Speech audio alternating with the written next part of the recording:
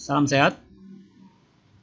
Bandarmologi RAM ke-1 IPO 8 Mei 2023. Data sampai dengan 26 Juni 2025. Kita langsung ke company profile. Jadi PT Tripar Multivision Plus Tbk RAM holding company ya. Jadi bergerak di bidang holding company, film industri, ya, film production, post production, and distribution. Shareholdernya Ram Jermal Punjabi 71%. Nah, ini ada PT MNC Digital Grup HT ya 9%.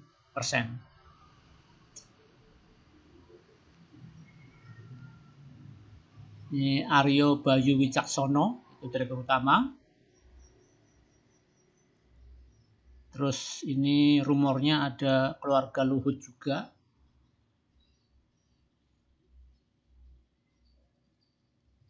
Yang mana yang nggak tahu ya. Jadi, nah itulah ya.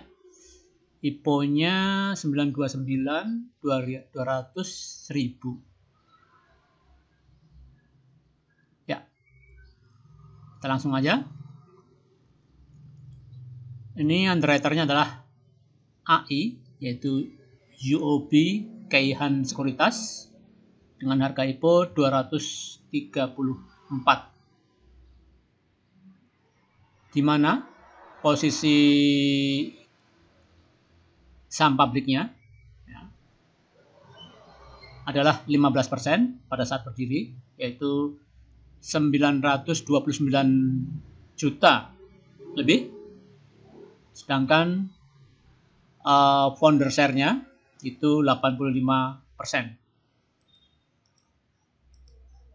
Seiring berjalan waktu, ya, di sini entah kenapa ya, ini ada penambahan saham yang tadinya 6,1 miliar ya, jadi 6,8 miliar. Saya nggak tahu persis apa ditambah ini ya.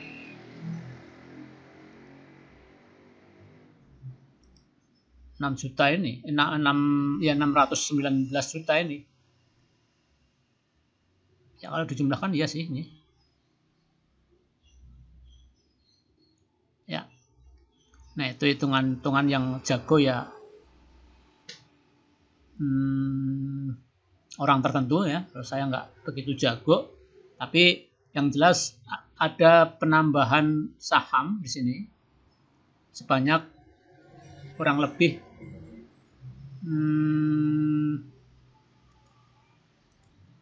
coba kita kurangi ya. Kita kurangi ini ya, yang sekarang ini waktu IPO, sama waktu IPO. Oh iya ini ya. Nah ini benar ya. Jadi saham ini, jadi MNC Digital ini sama dengan ini ya, persis malah angkanya.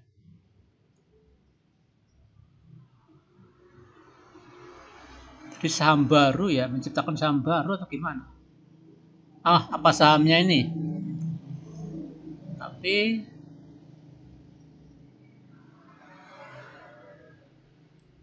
saham founder share ini itu kok jumlahnya tambah ya. Nah, abaikan lah ya. Jadi intinya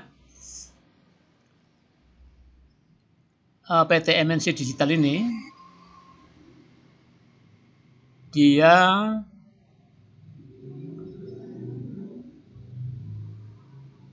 semacam saham baru ya. Jadi ada orang mau ikut andil saham tapi dicetak saham baru, bukan saham yang lama. Jadi otomatis bertambah saham yang baru sebesar 619 juta lembar. sekian. Jadi ada perubahan saham yang publik menjadi 19,7%, sedangkan founder share-nya 80,3%.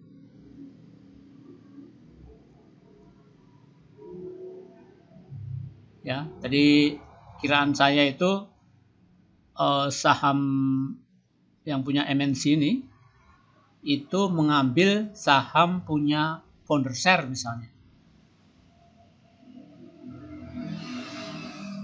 Dari di sini ya. Jadi seolah-olah terbit saham baru ya. Atau private placement kayak gini ya. Ya. Nah, itu urusan mereka, kita cuma mengira-ngira dan kita ke sell dan buy-nya. Nah, kita coba yang bedakan asing dan domestik ya. Oh ya, tadi ya, ada yang ketinggalan bahwa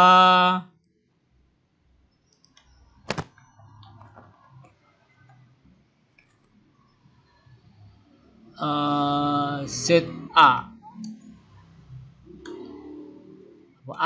aset ya, founder share yang kedua founder share underwriter yang kedua adalah Sucor Sekuritas. Nah, sekarang waktu video dibuat datanya itu data hari Kamis Juni 2025, hari Kamis ya, sebelum libur. Di Jumat ini libur ya, tanggal 27, di mana Presno harga sekarang adalah Rp250 ya. Jadi naik 5,9%. Dari harga IPO-nya naik 6,8%. Ya. Jadi di mana low price-nya di 234 ya, harga paling harga bawah, sedangkan harga rata-rata 359, harga tertinggi 625. Kemudian nah ini asing, ada kepemilikan asing di RAM ini 12,1% kandungan asingnya. Kita ke buyer dan sellernya. Biasa AI ini ya. Oh ya, AI guyur 12% sebagai underwriter. Nah, aset di sini tidak kentara ya. Aset tidak kentara. Kita lihat porsi aset di sini berapa persen. Aset ini 15% ya. Sedangkan AI 85%.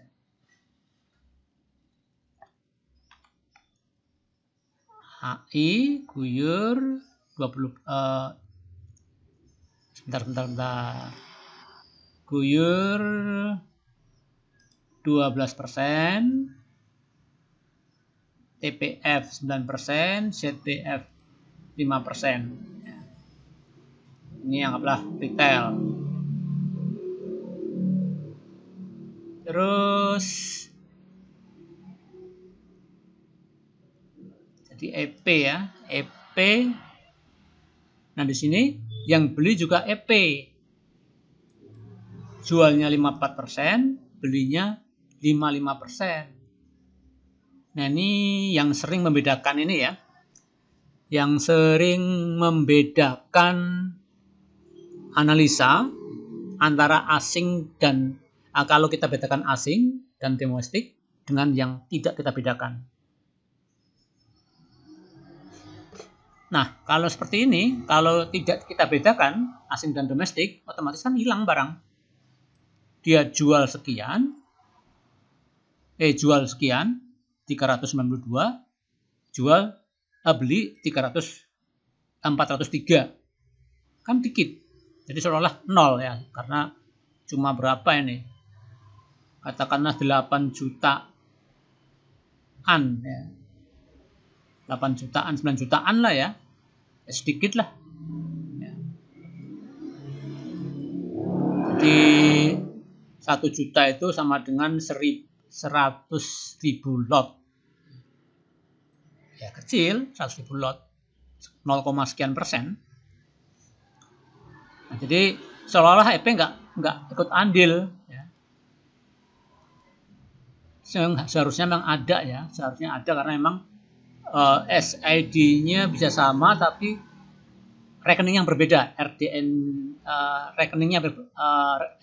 beda ya, tapi SID-nya bisa sama. Jadi beda itu, atau bisa crossing ya, disebut dengan crossing. Ya sering menimbul kebingungan ya, karena dengan kode broker yang sama, cuma bedanya asing dan domestik. Kalau kita tidak bedakan, otomatis saling meniadakan, seolah-olah 0 atau 0,1 atau 0,01 misalnya. Karena menghilangkan dia jual, dia beli, ini kan ya, yang diambil netnya, jadi sisa berapa. Sedangkan di sini crossing. Udah, biarin aja. Kita hanya untuk catatan aja. CC 8%, YUF 8%, AZ 4%, retail 25%. Ini faktor asing, sini 67%, cukup dominan. Nah, dari yang di buy sell ini, dari free float, ya, itu 54%. Sedangkan yang hold 46%. Kalau kita bandingkan dengan total share, yang di buy sell 11%, yang di hold 9%. Nah, ini sisanya counter share. Nah, kita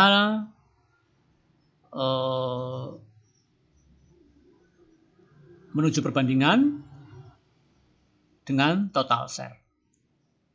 Jadi 6% itu dipegang oleh EP, F ya.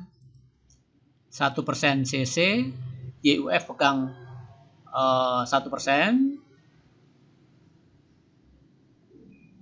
Ya, retailnya 2%. Nah, ini yang tahan. Kita menuju ke buy dan sell dari yang ada di market. Nah, di sini kelihatan distribusi ya, pokoknya di persimpangan jalan, ya. Termasuk susah dianalisa karena tipis banget selisihnya antara distribusi dan akumulasi. Di sini EPF jual 55%, beli ya. Ini jual 54%, ya 1% selisihnya. Tapi di sini retailnya lebih menonjol 21%. Di sini retailnya dibanding dengan yang beli lebih sedikit. Yang bagus itu retailnya yang beli sedikit, yang bandar yang akum. Nah, di sini imbang lah ya. Baca imbang.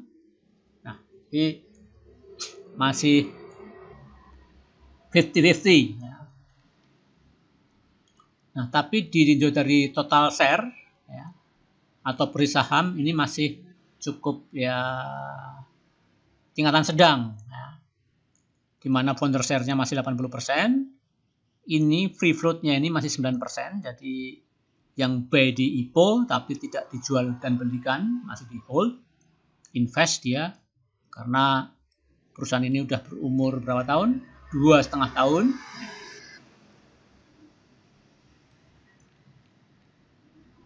tapi ini masih hold.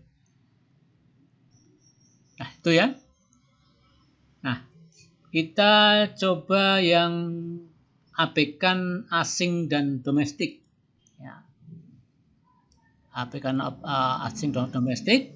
Nah, ini beda banget. Tapi tetap distribusi kalau di sini malah. Ya, kalau kita bedakan asing dan kita tidak bedakan asing dan lokal, domestik, itu distribusinya kentara. Ya, karena yang warna oranye ini gede 34%, tanda distribusi akut, kemudian bandar malah jualan. AI sebagai underwriter, TP, ZP. Nah, distribusi makanya harga turun ya. Jadi IPO itu naiknya di awal-awal kebanyakan ya. Terus kemudian turun koreksi. Nah, di sini kebalik malahan. Yang di buy sell 5%. Ya. Yang free float malah 15%. Kita lihat di sini. YU jadi yang menguasai YU ya. Nah, di sini AI sebagai underwriter jualan, ya.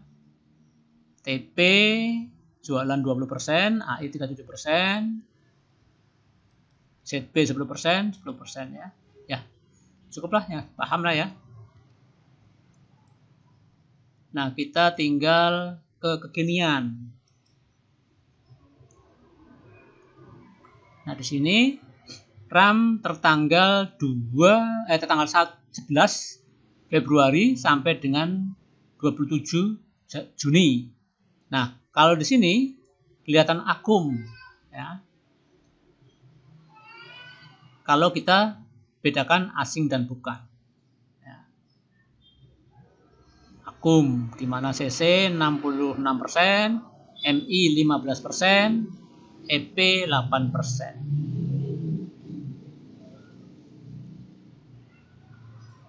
Di sini AI yang buang, Asora underwriter, if buang juga tapi ditampung bandar. Nah, ini RAM di mana tidak membedakan lokal dan asing. Nah, di sini ya tetap akum. Ya, CC-nya ini benar murni CC ini murni CC domestik, jadi enggak bingung.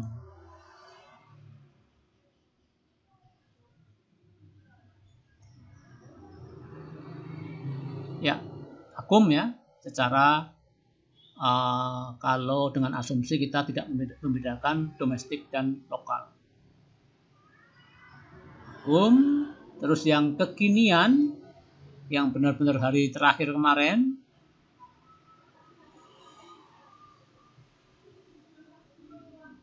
ya RAM ini, nah kemarin itu malah distribusi, tapi malah harga naik ya. Karena ini kue besar dimakan kue kecil. Terus warna oranye ini dominan, yang L ini yang pertama, yang L ini dominan 34% malah. Jadi barang cukup banjir di retail. Sedangkan yang jualan malah bandarnya, yaitu AI underwriternya ya. Tapi harga naik. Nah, ini harga naik, harga tertingginya di 262. Low price-nya di 236. AVG di 246. Itu ya. Kalau kita bedakan asing dan lokal, tetap distribusi ya. Malah 45%. Jadi intinya akum downtrend, dalam keadaan downtrend malah akum. Nah, hari kemarin naik malah distribusi. Nah ini yang bingung ya, ini kayaknya di maintenance bener, di maintenance dengan bagusnya untuk saham RAM ini. Dimana Akum malah harga turun, ya, naik malah distribusi. Nah, itu. Nah, untuk lebih enaknya kita lihat chart.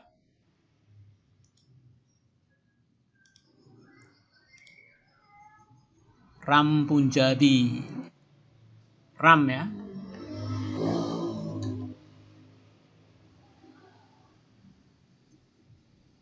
Nah, ini RAM.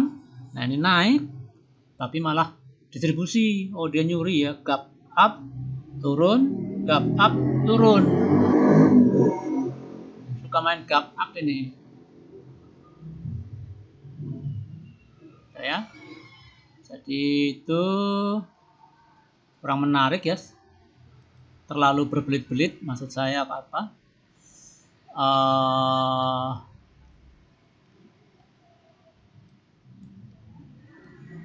Jadi tadi distribusi malah naik, ya kan? Aku malah turun, ya kan? Dia bingung kalau bagi orang yang ya matematikanya ya biasa-biasa aja, mungkin malah matematikanya yang cerdas, dia tahu lubang jarum sekecil apapun dia paham, ya. Karena dia ya matematikanya bagus. Nah ini RAM ya, di awal IPO naiknya kencang juga, 1, 2, 3, 4, 5 ya, 5 kali arah ya, 5 kali arah sebelum koreksi, naik dulu terus koreksi. Ini gap up kemudian turun. Itu ya. Saya kira cukup ya. Chart sudah. Ya sudah. Ini gambaran umum RAM ya. Bukan keputusan jual dan beli.